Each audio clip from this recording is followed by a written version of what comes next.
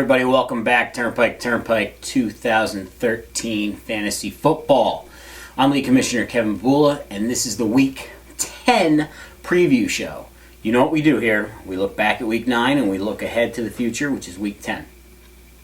So, without further ado, let's get right into last week's matchups. I want to start off right away with the one everybody was waiting for, the long ball between Greg Long and Kenny Long. And let's be honest, Greg was at a major disadvantage in this game. He was without his uber stud quarterback Peyton Manning. He decided to plug in Ryan Tannehill, and let's see how he did. Older brother Kenny wins this one 105-86. Kenny gets 28 points out of Adrian Peterson, 21 points out of Brandon Marshall, and 16 points out of Nick Folk. Now, keep in mind, guys, I did not say the name Aaron Rodgers is in that one, and I know, Kenny, you have got to be very upset about that. We'll talk about that in a second. Where Greg got 25 points out of his Kansas City Chiefs defense, 16 points out of his quarterback that he plugged in place of Peyton Manning, Ryan Tannehill, and 13 points out of Steven Gostkowski. So with that loss, Greg falls back to 6-3. He loses his place as the number 1 seed. And Kenny puts himself back in a playoff race at 5-4 after a couple game losing skid.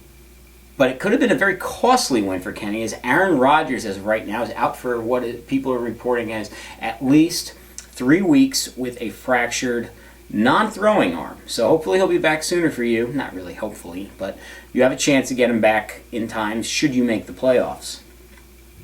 Up next we have another epic battle that was waged last week, and that was between the Warriors of Babylon, my team, taking on Mike Bond's Eastfall Jedi. And don't look now, but my Warriors of Babylon are the winners of 2 in a row, 3 out of the last 4. My team won this one 158-97. I got 66 points out of Andre Johnson, just a ridiculous night. 25 points out of Tony Romo, and 26 points out of Stephen Ridley. Where Mike Bond got 34 points out of Zach Stacy, 26 points out of Eddie Lacy, and 10 points out of Garrett Hartley. Now the good news is, Mike, it looks like you found yourself a backfield. I mean, seriously, between Lacy and Zach Stacy, both of them, look like they're the real deal. Just the problem is the rest of your team doesn't look like it's a real team. So, enjoy the next couple weeks. It'll all be over shortly. In another match from last week, we had Jeff Szyminski's Paper Tiger taking on Matt Dreyfus's Fishtown off in the corner. And guess what Jeff did? That's right. He beat off in the corner. 127-115. Jeff got 30 points out of his steal of a trade that he got for Deshaun Jackson. And who did he trade with to get Deshaun Jackson? Matt Dreyfus. What did Jeff give up in that trade? Monte Ball, the running back from Denver. Anyway, Jeff got 30 points out of him. He got 28 points out of his steal of a trade. Matt Forte, who he traded to Anthony Parisi for, I think he traded Ray Rice for him. Wow. And he also got 22 points out of Joe Flacco, who he inserted as his starting quarterback this week with Matt Stafford on a bye. Where Matt got 34 points out of his running back, Chris Johnson, who looked like Chris Johnson circa 2009. He also got 20 points out of Cam Newton and 17 points out of A.J. Green. The good news for the rest of us in this league this season is Jeff Szyminski cannot trade anymore this season. The trade deadline has passed, so his thievery of the unknowing, I should say, is not going to happen anymore this season. Speaking of the unknowing, let's get to Anthony Parisi's Woodbury Wankers, who took on Bob Crane's Julius Jones. And don't look now, kids, but Anthony wins again. 127-96. Wow. Anthony got 49 points out of his quarterback, Tom Brady, 28 out of his quick inserted running back, Rashad Jennings, and 21 points out of his tight end, Jason Witten. Where Bobby, without Calvin Johnson this past week, got 32 points out of Drew Brees, 24 out of his running back, Mike James, and 10 out of his Jets defense. Bob accused me this week of assisting Mr. Parisi in helping him field a roster that was capable of pulling off an upset, and I am here to tell you categorically I did not have anything to do with assisting Mr. Parisi. He did not come to me for any advice. I did not offer, and as far as I know, the only advice that was given was he asked a certain competitor who he should start this week, and that would be Tom Brady or Ben Roethlisberger. He chose to go with Tom Brady. It was a wise decision. However, he still would have won had he chose Ben Roethlisberger. Let's move on to the next match. Next match, we've got Deputy Commissioner Chris Long's Asgardian Thunder Gods visiting the Hamilton Square Possum, Jeff Araya Hazakawi Golden Bombs team. And Jeff, on a 5-game winning streak, 115 to 108, Jeff got 25 points out of his tight end Rob Gronkowski, 23 points out of Russell Wilson, and 23 points out of Keenan Allen. Where Deputy Commissioner Chris Long got 23 points out of Danny Amendola, 21 points out of Giovanni Bernard, and 15 out of Lamar Miller.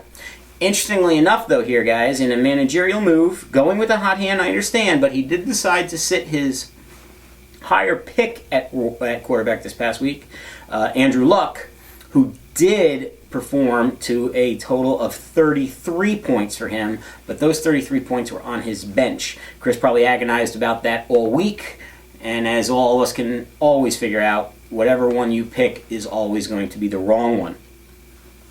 And in our last match from last week, really was the closest and the high scoring. We had Brian Sheehan's A Gram Equals a Pound taking on John Moore's Downingtown Destroyers. And Brian wins this one 146 to 140. Now, I have to make a public, what is that, a culpa, whatever the hell I'm trying to say. I have to apologize to you, Brian, for once again slamming. I need to stop slamming Jimmy Graham. I made my comments about he's not playing in between the 20s. Well, he sure did this past week, and he got 40 points for you, Brian. 25 points out of your quarterback, Phillip Rivers, and 22 points out of Pierre Garçon. Where John had an incredible game out of T.Y. Hilton for 47 points, really, which made this game a lot closer than what it expected to be. 23 points out of Alfred Morris, and 14 points out of your tight end, Tony Gonzalez.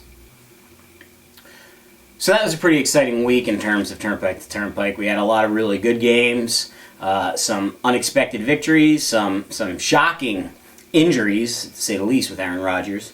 And then we had an interesting poll on the message on our homepage right here about this whole kiss of death thing and whether or not I somehow have a power over this league that if I just grant you my approval, you're doomed. And it seems to be like a topic taking off between the message boards, the poll, and also on this week's Ask Bobby C.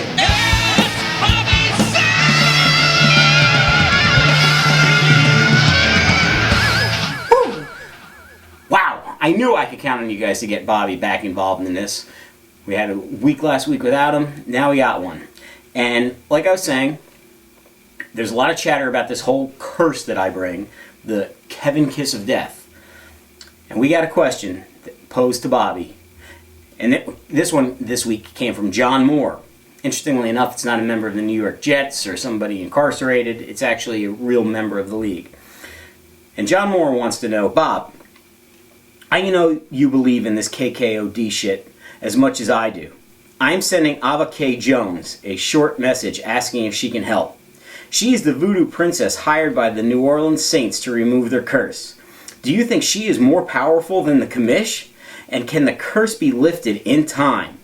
The most cursed, John Moore.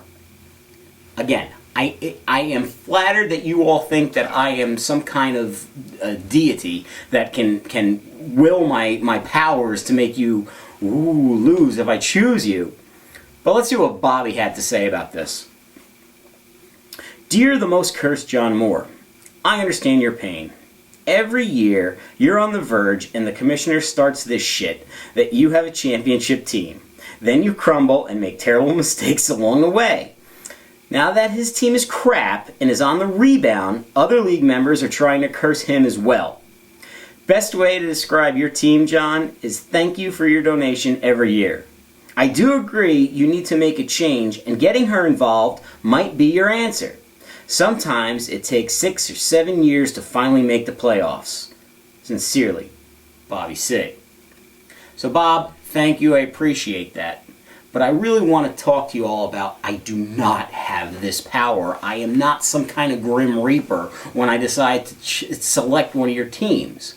But I really like the fact that you all think this. So moving forward the rest of the season, I am really taking into consideration each one of your matchups, weighing the odds, looking at the matchups, looking at your bye week, seeing who's affected by injuries, and I'm going to make a full-hearted selection each week as to see who I think is going to win this. And I'm going to prove you all wrong that if I select your team, you still can win. So let's do it. Let's get to this coming week's matchups.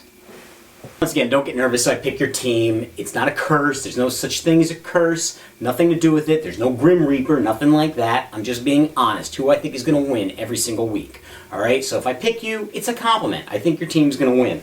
So let's start off with this first one. And I'm looking at Eastfall Jedi against the Woodbury Wankers. And I got to tell you, who I really like this week is the Eastfall Jedi. Okay? So there you go.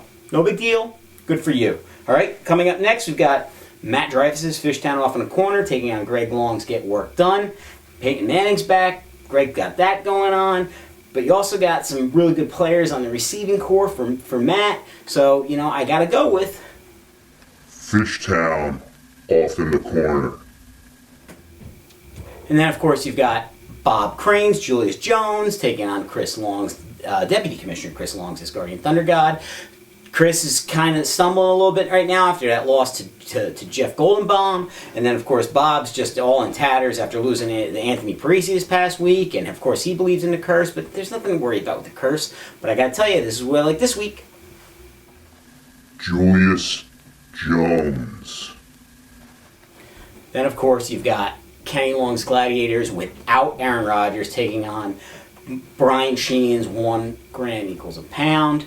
I know you're missing him right now, Kenny, and you're taking on this team with Jimmy Graham and all those tremendous players now that Sheen has. But you've got Adrian Peterson, and Adrian Peterson is playing at home on a Thursday night game against the terrible Washington Redskins defense. So of course I've got to go with the Gladiators.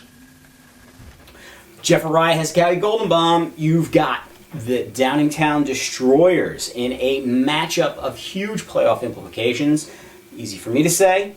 Either one of you right now is basically right on the doorstep of those playoffs, trying to get in. But I got to tell you, to me, there's only one team here that's going to win. I think this one's a clear-cut winner. The Hamilton Square Possum. And of course, in my matchup with Jeff Szymanski's Paper Tiger, my resurgence, I think, is short-lived. I've won 3 out of the past 4, in case I haven't heard me say that yet. I feel better about my team. I'm not going to make the playoffs. At least I won a couple games. I got out of the basement.